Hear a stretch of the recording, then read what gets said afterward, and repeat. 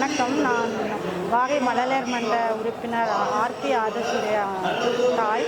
அவன் தமிழ் சிபிஎஸ்சி பள்ளியில் படிக்கிறான். தமிழ் மீது அவனுக்கு பற்று வர காரணமே வாகை தமிழ் சங்கம் தான்.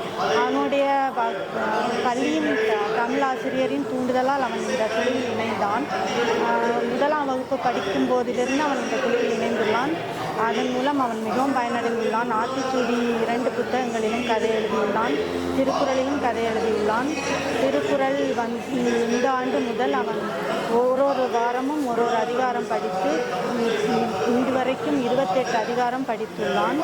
அவனுக்கு மழலை பேச்சு இன்னும் வரவில்லை. அவனுக்கு தமிழ் கொஞ்சம் பேசுவது சிரமமாக இருந்தது. ஆனால் வாகை தமிழ் சங்கத்தில் வந்த பிறகு அவன் மிகவும் முன்னேறியுள்ளான்.